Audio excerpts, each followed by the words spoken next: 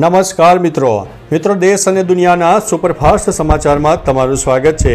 સૌથી મોટા સમાચાર સામે આવી રહ્યા છે ઊંઝાથી। ઊંઝા એપીએમસીની લાંબી અનિશ્ચિતતા બાદ ચેરમેન અને વાઇસ ચેરમેનની ચૂંટણી યોજાઈ હતી।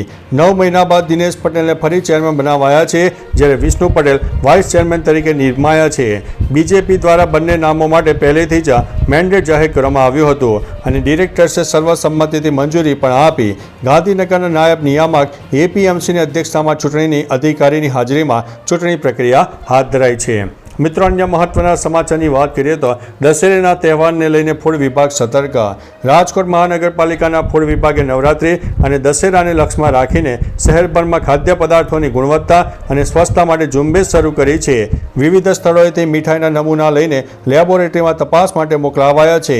નવરાત્રિના 10 આયોજનના સ્થળોના ફૂડ સ્ટોલના લાયસન્સ, સ્ટોરેજ, હાઇજીનની ચકાસણી કરાઈ છે।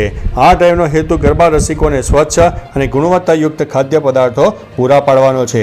મિત્રો, અન્ય મહત્વના સમાચારની વાત કરીએ તો વિકસિત ભારત રન 91 દેશોમાં યોજાશે।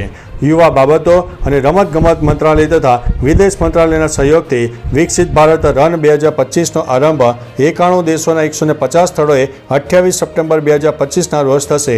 રાષ્ટ્રની સેવા કરવા માટે દોડ ટેગલાઇન હેઠળ યોજાતી 3 થી 5 કિલોમીટરની આ કોમ્યુનિટી દોડ સેવાનો જુસ્સો જગાવશે।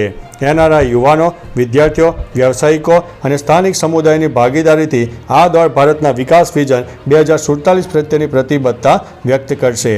મિત્રો, અન્ય મહત્વના સમાચારની વાત કરીએ તો વડોદરામાં ગેંગરેપ જેવી ઘટના ટળી, કપલ સાથે લૂંટ।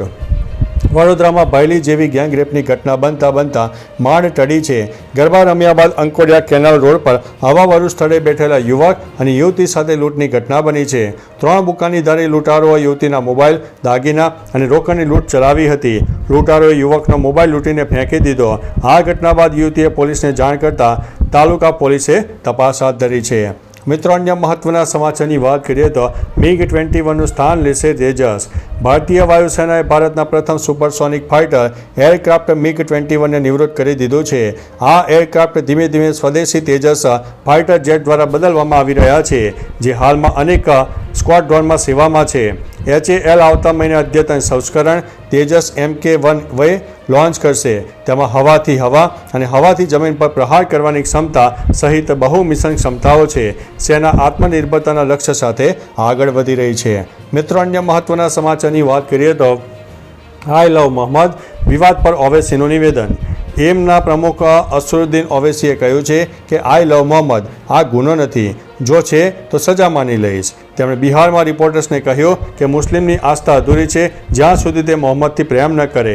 આઈ લવ મહાદેવ કે happy birthday PM Modi poster તો ચાલે, પણ આઈ લવ પ્રોફેક્ટ મોહમ્મદ કેમ નહીં? આ ધર્મની સ્વતંત્રતા એટલે કે આર્ટિકલ 25 છે, જેને કોઈ ઉત્તેજક નથી કહી શકતું। મિત્રો, અન્ય મહત્વના સમાચારની વાત કરીએ તો શરદ પૂર્ણિમા ઉપર ખીરનું મહત્વ।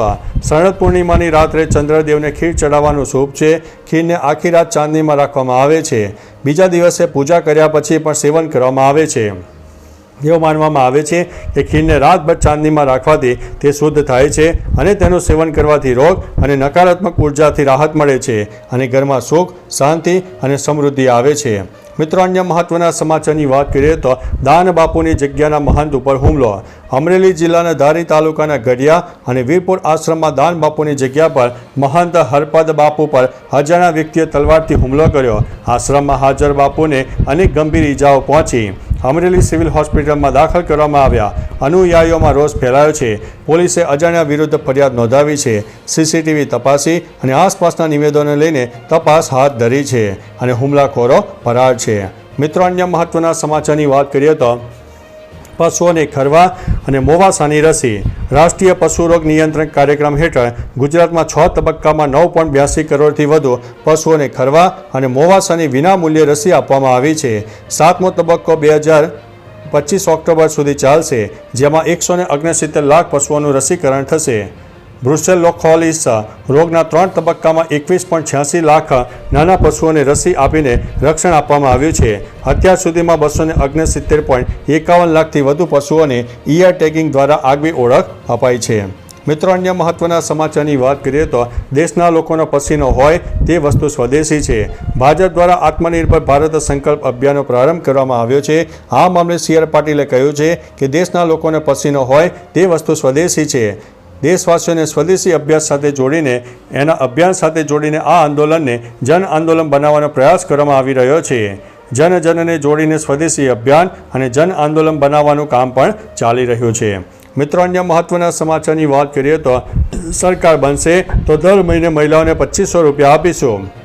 પ્રિયંકા ગાંધી બિહારની મુલાકાતે છે.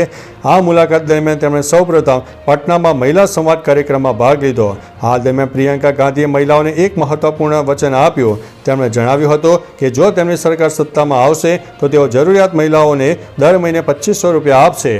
તેમણે 2.5 મિલિયન રૂપિયાના આરોગ્ય વીમાનું વચન પણ આપ્યું છે. તો ચાલો મિત્રો, ફરીથી દેશ અને દુનિયાના સુપરફાસ્ટ સમાચાર લઈને મળતા રહીશો. ત્યાં સુધી અમને રજા આપશો. નમસ્તે.